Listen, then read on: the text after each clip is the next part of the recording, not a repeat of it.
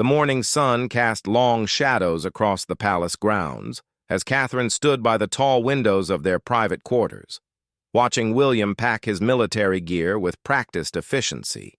His movements were steady and controlled, but she could see the tension in his shoulders, the way his jaw tightened when he thought she wasn't looking. This wasn't just another royal duty or ceremonial appearance. This was real. William had volunteered for a dangerous humanitarian mission in a war-torn region where his skills as a search and rescue pilot were desperately needed. Children were trapped, families separated, and time was running out. "You know you don't have to do this," Catherine said softly, though they both knew the words were meaningless. She had fallen in love with William partly because of his unwavering sense of duty, his need to serve others even when it meant personal sacrifice. William paused, a photograph of their 3 children in his hands. George's gap-toothed grin, Charlotte's mischievous eyes, and little Louis's chubby cheeks stared back at him. For a moment, his composure cracked. "They need me, Catherine. Those children out there, they need someone who can fly in conditions others won't attempt. I can't sit here in comfort knowing I could make a difference." Catherine moved closer, placing her hand over his. The photograph trembled slightly between them. "I know. And that's exactly why I fell in love with you. But that doesn't make this any easier." The past weeks had been a whirlwind of preparation, secret meetings with military advisors, hushed phone calls about security protocols, and endless briefings about the volatile situation in the region. The media knew nothing yet, but Catherine could feel the weight of what was coming.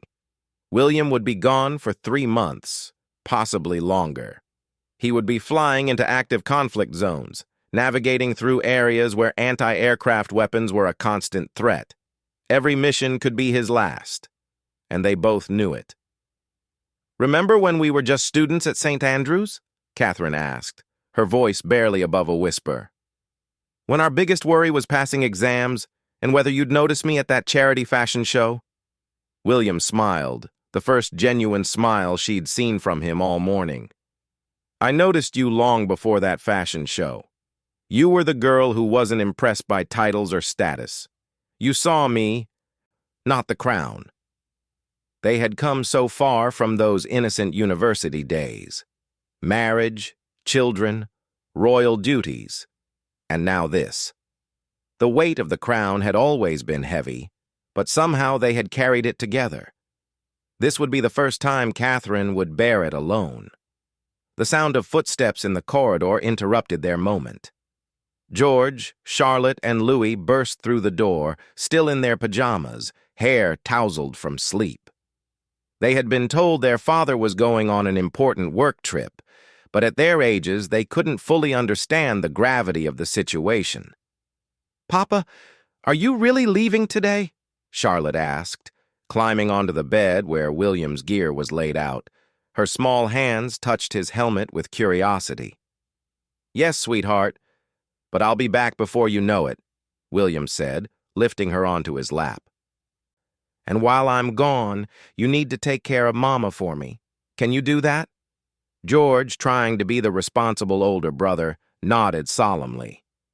"I'll help Mama with everything, Papa, and I'll make sure Charlotte and Louis behave." Catherine watched this exchange with a mixture of pride and heartbreak. Their children were so young to be experiencing this kind of separation, yet they were handling it with a maturity that made her chest tight with emotion. The royal staff had been briefed on the situation. Security protocols were being adjusted. Public engagements were being rearranged. The machine of the monarchy would continue to function, but Catherine knew the next few months would test her in ways she had never been tested before. "I need to tell you something," William said later, when the children had been taken to breakfast, and they were alone again. "If something happens to me out there—" "Don't," Catherine interrupted, but William continued. "If something happens, you'll be fine. You're stronger than you know. The children will be fine because they have you. And the people love you in a way they've never loved any royal before me. You connect with them in ways I'm still learning." Catherine felt tears threatening. but she blinked them back. "Nothing is going to happen to you. You're too stubborn to let anything happen. Promise me you'll take care of yourself. Don't try to do everything alone. Lean on the people who love you. Your family, my family, our friends. Promise me. Only if you promise to come back to us. I promise to fight like hell to come back to you." The hours passed too quickly. Before they knew it, it was time. William's security detail had arrived. The helicopter that would take him to the military base was waiting on the palace grounds. The moment they had both been dreading was here. Catherine walked with him to the departure point, their children flanking them. The staff had gathered to see him off, their faces showing a mixture of respect and concern. This wasn't a typical royal departure with fanfare and ceremony. This was quiet, solemn, and deeply personal. As they approached the helicopter, Catherine noticed how William's steps slowed. He was a trained pilot, comfortable around aircraft. But this wasn't about the flying. This was about leaving everything he loved behind. "Papa, will you call us every day?" Louis asked, his small hand gripping William's larger one tightly. "I'll call as often as I can, little man, and I want you to be good for Mama, okay?" The pilot gave them a few more minutes, respectfully turning away to give the family privacy. Catherine knew this was it, the moment she had to let him go. "Take care of yourself out there," she whispered against his ear as he held her close. "Come back to us in one piece. I love you, Catherine, more than words can say. Thank you for understanding why I have to do this. I love you too. Now go save some lives and come home." The embrace lasted longer than protocol usually allowed, but no one was watching the clock today. Finally, reluctantly, they pulled apart. William hugged each of his children one more time, whispering something in each of their ears that made them nod seriously. As the helicopter lifted off, Catherine stood with their children, watching it disappear into the morning sky. The sound of the rotors faded, leaving behind a silence that felt deafening. George slipped his hand into hers. "Mama, when will Papa come back?" Catherine squeezed his hand, drawing strength from his trust in her. "Soon, my love. He'll come back to us soon." But as she watched the sky where the helicopter had vanished, Catherine felt the true weight of her new reality settling on her shoulders. For the next several months, she would be facing the world alone, carrying the responsibilities of the crown while raising 3 young children and managing her own fears about William's safety. The palace staff began to disperse, returning to their duties. The children needed breakfast, baths, and the comfort of routine. Life had to continue, even with William gone. As Catherine walked back toward the palace with her children, she felt something shift inside her. The woman who had once been nervous about royal protocol and public speaking was gone. In her place stood someone stronger, someone who would do whatever it took to hold her family and her duties together until William returned. The real test was just beginning. 3 weeks had passed since William's departure, and Catherine had fallen into a rhythm that surprised even herself. Every morning began the same way, checking for messages from William, getting the children ready for their lessons, and reviewing her schedule with her private secretary. The palace felt different without William's presence. Quieter, somehow smaller, despite its grand size. The children asked about their father every day, and Catherine had become expert at cheerful reassurances while hiding her own growing worry. William's calls came irregularly, often at odd hours due to the time difference and his unpredictable schedule. Sometimes he sounded tired but upbeat, sharing stories of successful rescues and lives saved. Other times, the conversations were brief and strained, the weight of what he was witnessing clearly taking its toll. "The situation here is worse than the briefings indicated," he had told her during their most recent call. His voice carried a weariness that made Catherine's heart ache. "The refugee camps are overflowing, and we're flying almost around the clock. But Catherine, the work we're doing, it matters. Yesterday we pulled a family of 6 from a collapsed building. The youngest was barely 2 years old. Catherine had listened, holding the phone tightly, imagining him in some remote, dangerous place while she sat safely in their warm bedroom. The contrast felt almost unbearable. "Are you taking care of yourself? Eating enough? Getting any sleep?" she had asked, the questions tumbling out before she could stop them. "I'm fine. Don't worry about me. Tell me about home. How are the children?"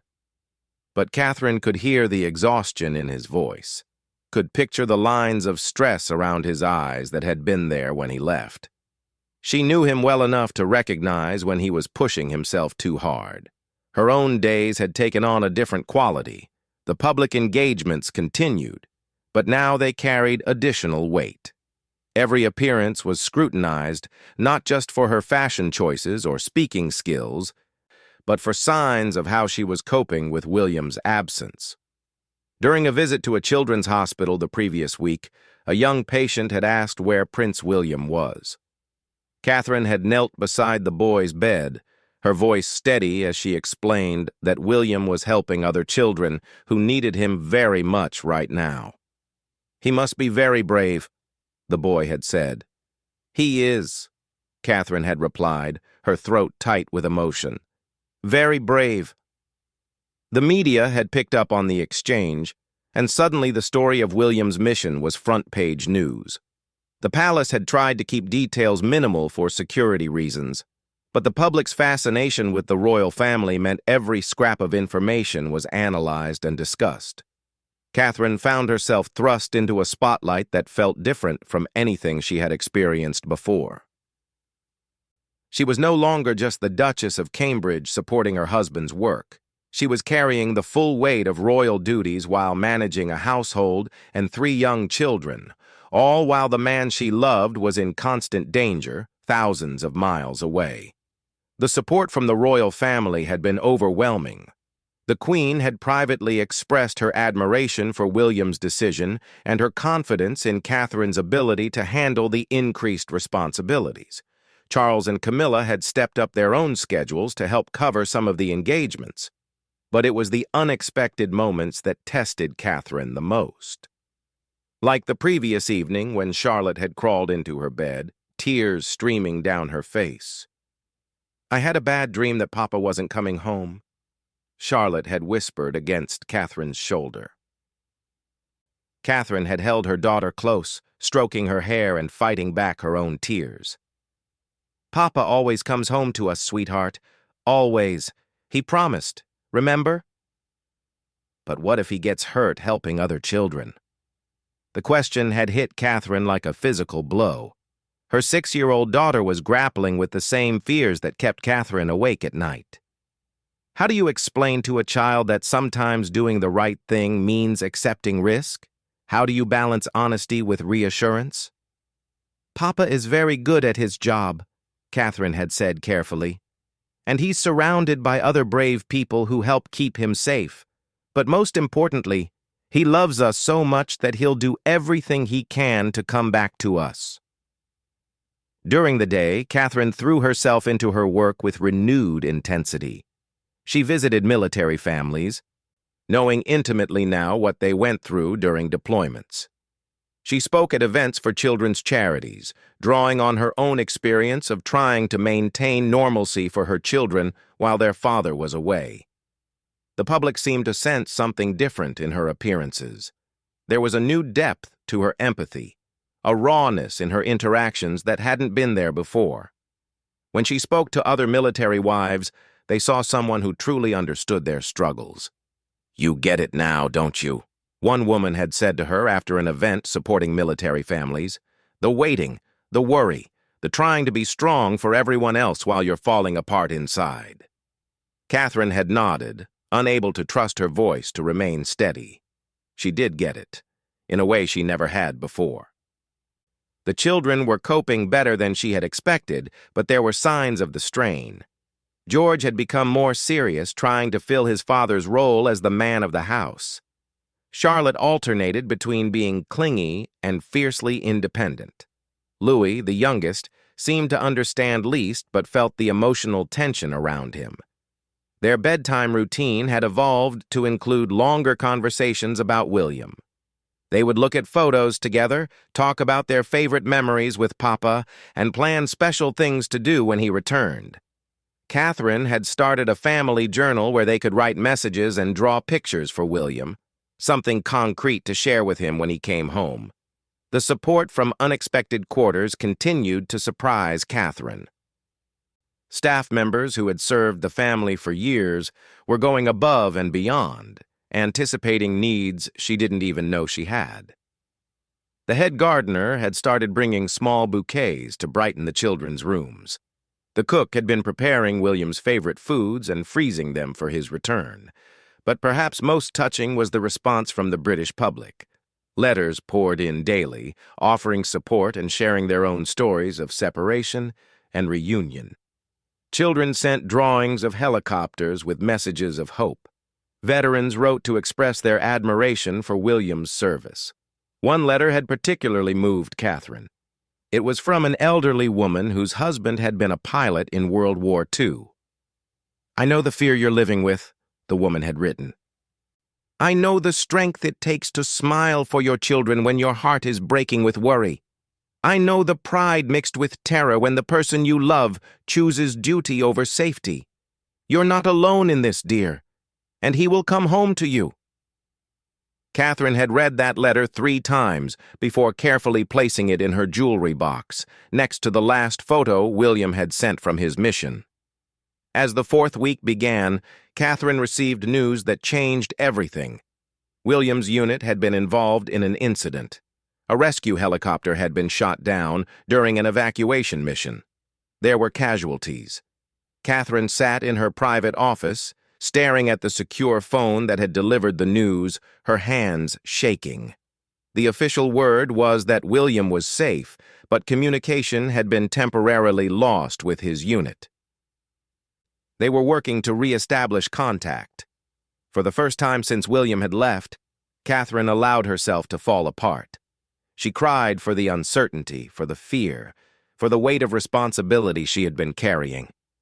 She cried for the families of the pilots who hadn't made it home, and for the terrifying possibility that she might join their ranks. When her private secretary knocked gently on the door, Catherine wiped her face and straightened her shoulders. She had public engagements scheduled for the afternoon. 300 people were expecting to meet her at a charity luncheon. The work had to continue.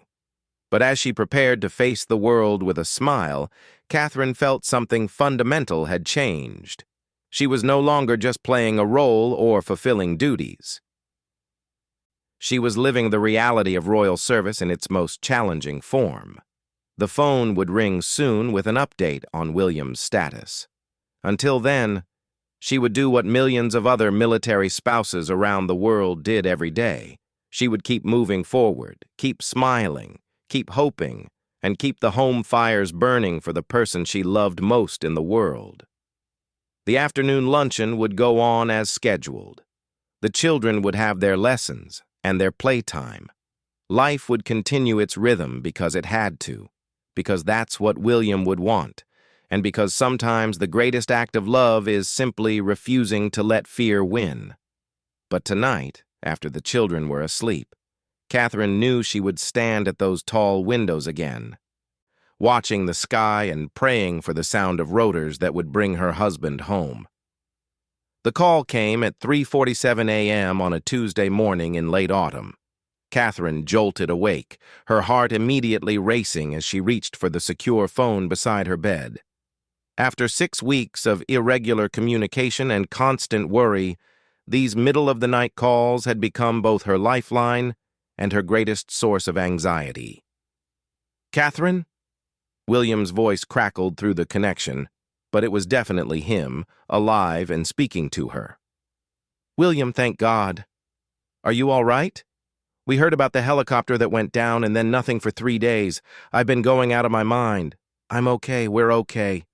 It wasn't our bird that got hit, but we were in the area trying to extract the crew. Communications have been down while we relocated to a safer position.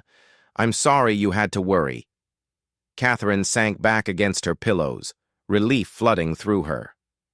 "The children have been asking every day. George has been trying so hard to be brave, but I can see he's scared. They all are." "I know.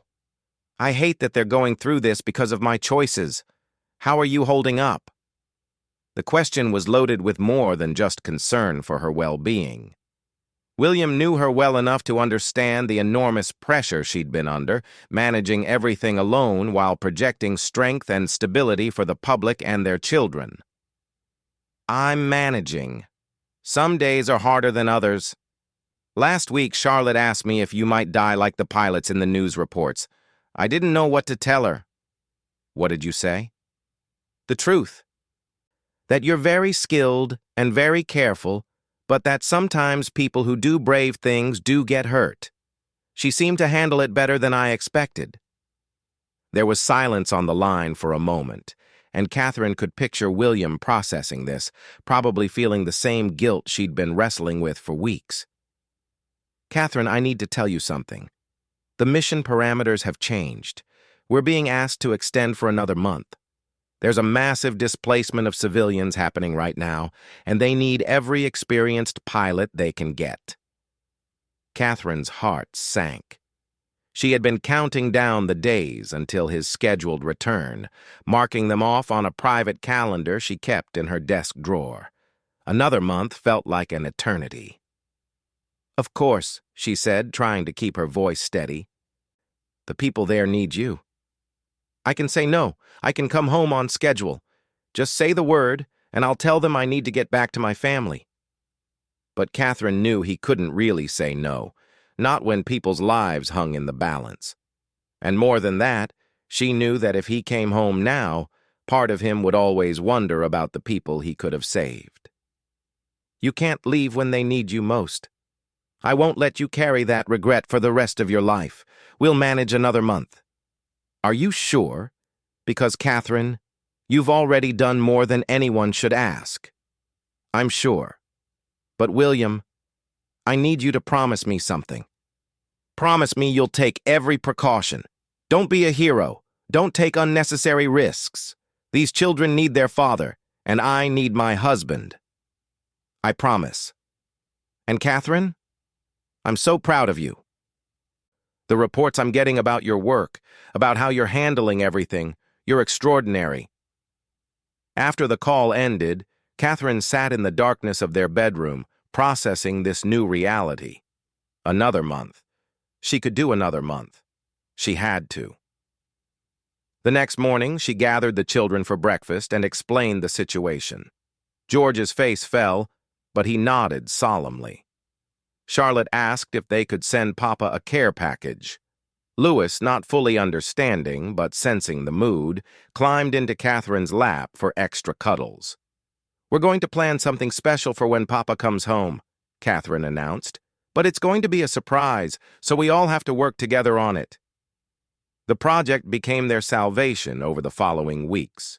They planned a homecoming celebration that involved the entire staff, complete with decorations, William's favorite meals, and a scrapbook of everything that had happened while he was away.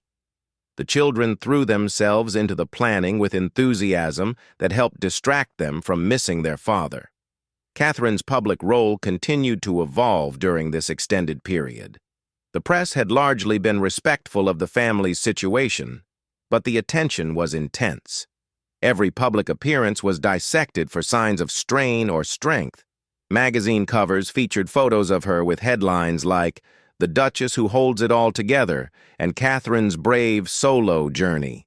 What the public saw was a woman who seemed to grow more confident and capable with each passing week.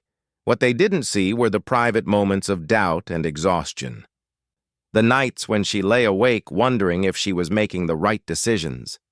The times when she questioned whether she was giving her children enough attention while managing her royal duties. But she also discovered reserves of strength she hadn't known she possessed. When a crisis arose at one of her patronage organizations, she handled it decisively.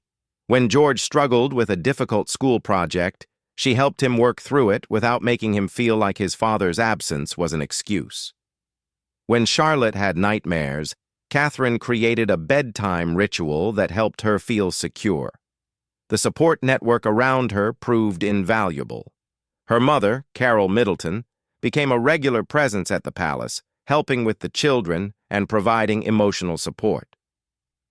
The Queen invited Catherine for private lunches where they discussed everything from royal protocol to motherhood. These conversations helped Catherine feel less isolated in her unique position. Perhaps most importantly, Catherine began to see herself differently. She was no longer just William's wife or the children's mother or even just a member of the royal family. She was a woman capable of carrying enormous responsibility while maintaining grace under pressure. The final week of William's deployment brought unexpected challenges. A major storm system prevented him from calling for several days, leaving Catherine to manage a media frenzy about his safety while maintaining normal routines for the children. When George came home from school upset because classmates were asking if his father was dead, Catherine knew she had to address the situation head-on. She arranged for the children's headmaster to speak to the other students about military service and the importance of supporting families during deployments. She also decided to make a brief public statement about William's upcoming return, both to end speculation and to thank the public for their support. The statement was simple and heartfelt. The prince will be returning from his humanitarian mission next week, and we are grateful for all the support we have received during this time. The work being done overseas is vital, and we are proud to have played our part in supporting it. Finally, the day arrived. Catherine stood once again by those tall windows, but this time she was watching for a helicopter that was bringing her husband home. The children pressed against the glass beside her, their excitement barely contained. When the aircraft appeared on the horizon, Charlotte started jumping up and down. George tried to maintain his composure but couldn't stop grinning. Louis clapped his hands and shouted, "Papa! Papa!" As the helicopter landed, Catherine felt her heart racing in a way it hadn't since their wedding day. 7 weeks apart had felt like a lifetime, but now William was here, safe and whole, walking across the grounds toward them. The reunion was everything Catherine had imagined, and more. William swept all 3 children into his arms at once, holding them so tightly that Catherine worried he might never let go. When he finally looked up at her over their heads, his eyes were filled with tears. "Welcome home," Catherine said simply when he finally reached her. "It's good to be home," he replied, pulling her into the embrace with their children. That evening, after the children had finally been convinced to go to bed, despite their desire to spend every moment with their returned father, William and Catherine sat together in their private sitting room. The scrapbook the children had made lay open between them, filled with photos and drawings and stories from their time apart. "You did something incredible while I was gone," William said, turning pages filled with evidence of life continuing, growing, thriving in his absence. "Look at this. Look at how happy they are, how secure they feel. You made that happen. We all made it happen. Your children are remarkably resilient. They get that from their mother." Catherine looked at her husband, noting the new lines around his eyes, the deeper tan from the foreign sun, the way he seemed both exhausted and energized at the same time. "Was it worth it?" she asked quietly. "All of it.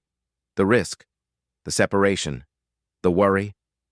William was quiet for a long moment, considering the question seriously. "We saved 47 lives. 47 people who are alive today because of the work we did. But Catherine, I won't do it again. Not like this. Not for this long. I missed too much and I put all of you through too much. You did what you believed was right. That's who you are, and it's one of the reasons I love you. And you held everything together while I was gone. You were magnificent." As they sat together in the quiet of their home, surrounded by evidence of their family's resilience and love, Catherine realized that something fundamental had changed during their separation. They had both discovered new depths of strength, individually and together. The experience had tested them in ways they never could have anticipated, but it had also proven that their bond could withstand almost anything. The following morning brought a return to normal routines, but with a new appreciation for the ordinary moments they had taken for granted. William reading bedtime stories, family dinners where everyone was present, the simple comfort of sharing a bed with the person you love most in the world. The public response to William's return was overwhelming. The British people had followed the story of their separation and reunion, seeing in it a reflection of countless military families who face similar challenges. The couple's willingness to share this deeply personal experience had created a new level of connection between the royal family and the public. But for Catherine, the most important response came from their children. George's serious demeanor relaxed back into that of a normal 8-year-old. Charlotte's nightmares disappeared. Louis stopped asking when Papa was coming home because Papa was home. In the weeks that followed, as they all adjusted to being together again, Catherine often thought about those 7 weeks when she had carried everything alone. She had discovered that she was stronger than she had ever imagined, more capable than she had ever believed, and more resilient than she had ever known. The experience had changed her relationship with her role as a member of the royal family. She no longer felt like she was playing a part or fulfilling expectations. She had proven to herself and to the world that she could handle whatever challenges came her way while maintaining the dignity and grace that her position required. Most importantly, she had shown her children what it meant to be strong in the face of uncertainty, to support the people you love even when it's difficult, and to keep faith even when the future is unclear. When asked by a reporter months later what she had learned during William's deployment, Catherine's answer was simple. I learned that love isn't just about being together during the easy times. It's about holding space for each other during the hard times. Even when you're apart, it's about trust, resilience, and the faith that the people who matter most will always find their way back to each other. The royal family had faced many challenges throughout their long history, but William and Catherine's story of separation and reunion reminded the world that behind the titles and the protocol were real people facing real challenges with real emotions. Their touching farewell and joyful reunion had indeed stirred hearts worldwide, not because they were perfect, but because their love and commitment to each other and their family was utterly authentic. In the end, it wasn't a fairy tale ending because it wasn't a fairy tale story. It was the story of a marriage tested by circumstances, strengthened by separation, and deepened by reunion. It was a story of ordinary people doing extraordinary things because love required nothing less.